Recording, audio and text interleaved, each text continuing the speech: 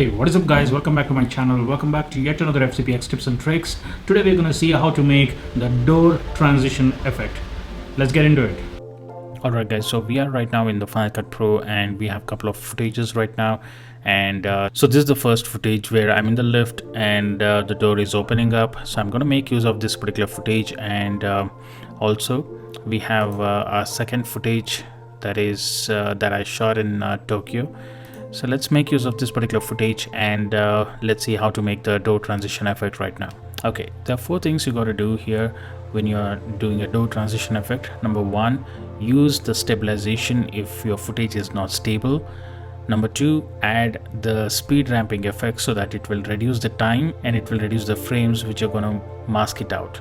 And number three, you got to add the keyframes and use the second footage where your transition begins. So let's go ahead and start making masking right now.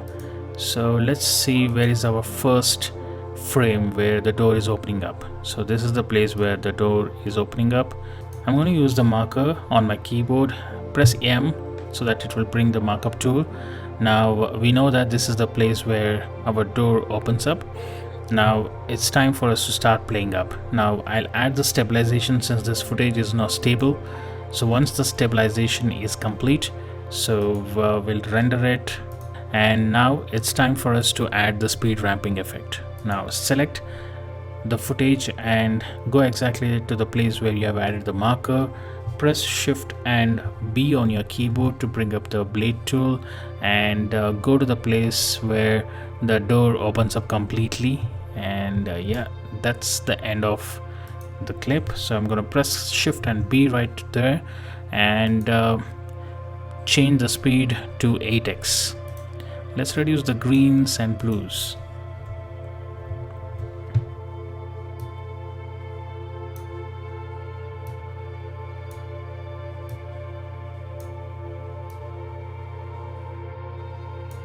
Okay, so yeah, this looks good. Now let's go and see how it looks.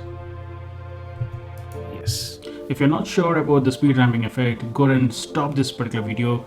Go to the other video which I'll leave the link in the description as well as somewhere on the screen right now, and you can go and watch that and come back to this particular video and proceed further. Alright, so now before we start using the draw mask tool, make sure that your viewing is 25% so that you'll be able to see the complete frame, and you can use the outside frame of the video. Now let's go to the markup area where we have marked, and let's go to effects, go to all and type in draw mask and just double click on it, and it will ask you to add control points. Now let's go and add control points here. So I'm going to be very precise here because I want a smooth transition.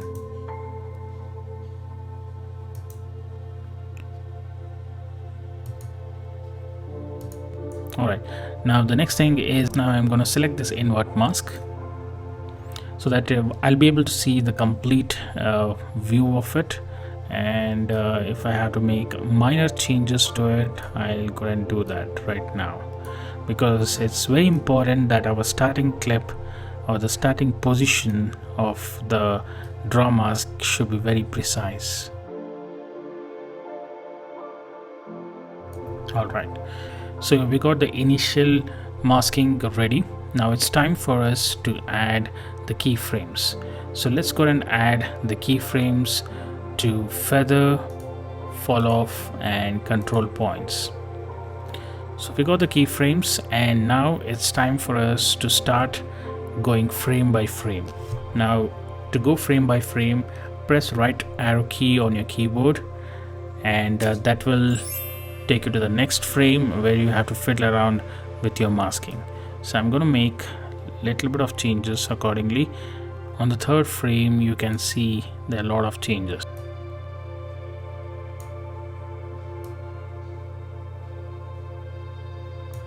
Okay, now let me go and speed this process, and once it's complete I'll be back again.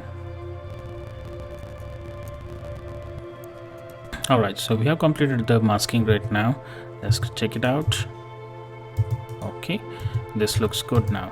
So there's one more problem here. So we can see a black line floating around, so we got to get rid of it. So to do that, let's go to the first frame of the clip and add a keyframe to fill opacity and bring down the fill opacity to 0, and add a keyframe to feather and bring down feather to -100.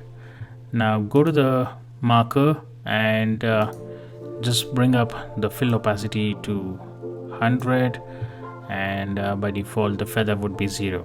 So let's go and see how it looks right now. So we don't have that black lines right now. Yeah, so now let's go and add the feather so that it would not look harsh. So you can see here it looks a little bit harsh, so let's bring up the feather so that it will soften up the edges. So I'm gonna add a keyframe right there and bring up the feather.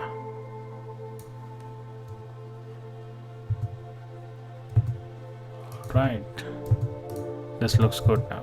Yeah, now it's time for us to bring our second clip below our first clip. All right, there you go.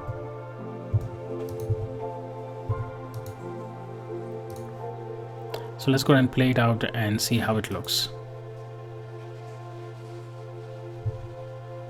All right, so that's how you can go and use the door masking transition. All right, I hope you enjoyed this particular video, and if you've enjoyed it, hit the like button and subscribe to my channel. And if you are thinking about making this particular transition for your videos, go and tag me as well onto my Instagram account at @manofmysore. And thank you very much for watching, and talk to you guys on the next one. Peace.